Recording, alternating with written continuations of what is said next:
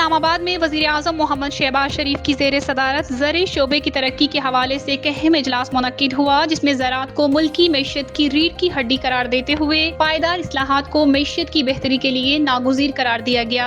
وزیر اعظم نے کہا کہ زرعی شعبے میں اصلاحات سے فی ایکڑ پیداوار میں اضافہ اور پیداواری لاگت میں کمی ممکن ہوگی، جس کا براہ راست فائدہ کسانوں کو پہنچے گا۔ وزیر اعظم نے ہدایت دی ہے کہ فارم میکنائزیشن کی ترویج کے لیے زرعی مشینری اور آلات پر ٹیکس بتدریج کم کیا جائے۔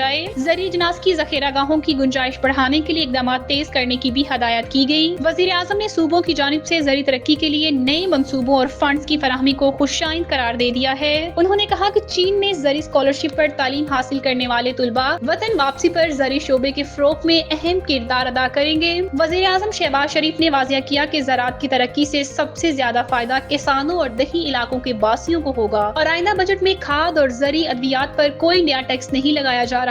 اجلاس کے دوران وزیر اعظم کو زرعی پیداوار میں اضافے، زرعی انفراسٹرکچر کی بہتری اور کسانوں کی زرعی قرضوں تک آسان رسائی سے متعلق بھی تجاویز پر بریفنگ دی گئی۔ National agriculture innovation and growth action plan کے تحت کسانوں کی آمدنی بڑھانے اور زرعی اصلاحات کے جامع اقدامات پر زور دیا گیا۔ بریفنگ میں یہ بھی بتایا گیا کہ زرعی ویلیو ایڈیشن سے برآمدات میں اضافہ اور قیمتی زر مبادلہ حاصل کیا جا سکے گا۔ اجلاس میں یہ بھی بتایا گیا کہ قومی ٹیکنالوجی فنڈ کے منصوبے اگنائٹ کے تحت اب تک 129 زرعی اسٹارٹ اپ شروع کیے جا چکے ہیں۔ اجلاس میں وفاقی وزیر غذائی تحفظ رانا تنویر حسین، وفاقی وزیر ماحولیاتی تبدیلی ڈاکٹر مصدق مسعود، وزیر اعظم کے چیف کوآرڈینیٹر مشرف زیدی، زرعی شعبے کے لیے وزیر اعظم کے چیف کوآرڈینیٹر احمد عمیر، نجی شعبے کے انٹرپرینیور اور اعلیٰ سرکاری حکام نے شرکت کی۔